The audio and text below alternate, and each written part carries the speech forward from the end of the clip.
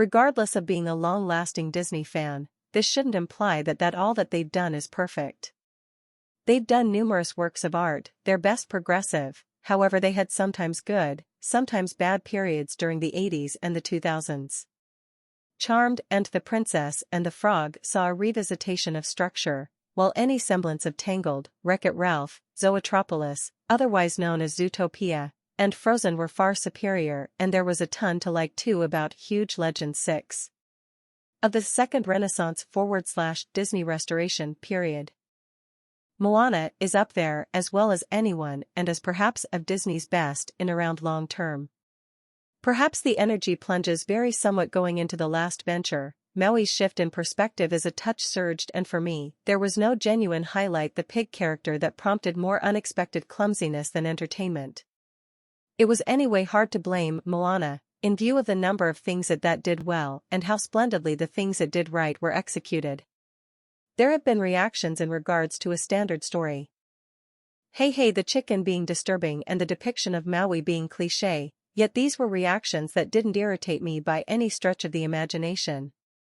The movement, first and foremost, is wonderful. Disney's most attractive film in quite a while and perhaps of their best truly looking film, in addition to this, yet, maybe the most outwardly wonderful vivified film this year in a year that likewise saw Your Name, Kubo, and Zootropolis, and, surprisingly, one of the year's most attractive movies.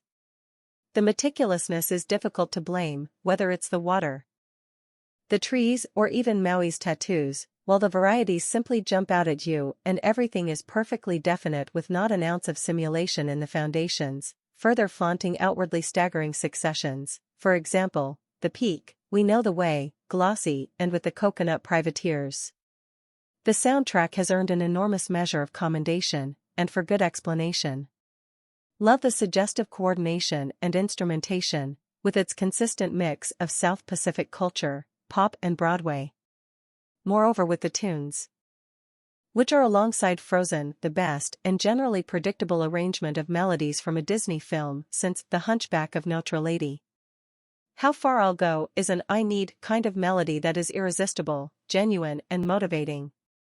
My Pleasure sees Dwayne Johnson showing a very extensive variety of feelings through a shockingly decent performing voice. Sparkling is delightfully screwy and like something that David Bowie would be glad for. Jermaine Merciful sings the hell out of it. We Know the Way sends chills up the spine. Prearranging savvy.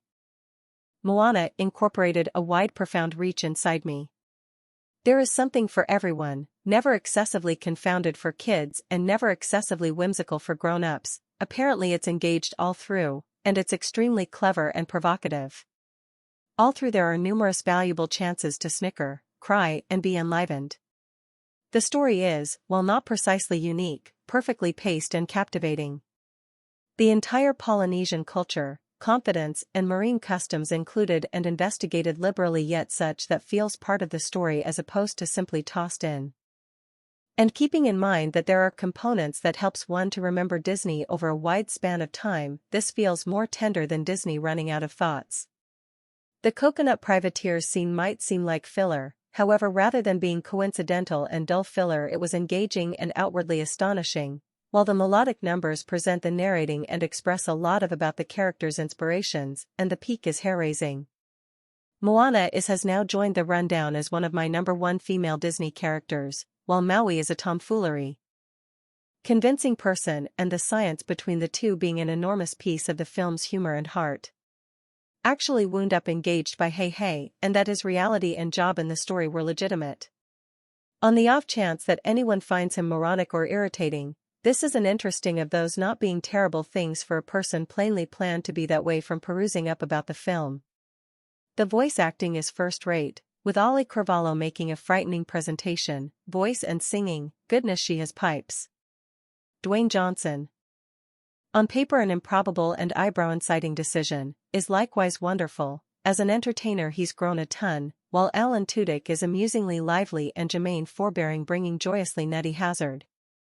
In synopsis, blows everyone's mind in visual magnificence and sheer amusement esteem, Disney repeats the experience with their most recent exemplary, Moana. September 10, Bethany Cox.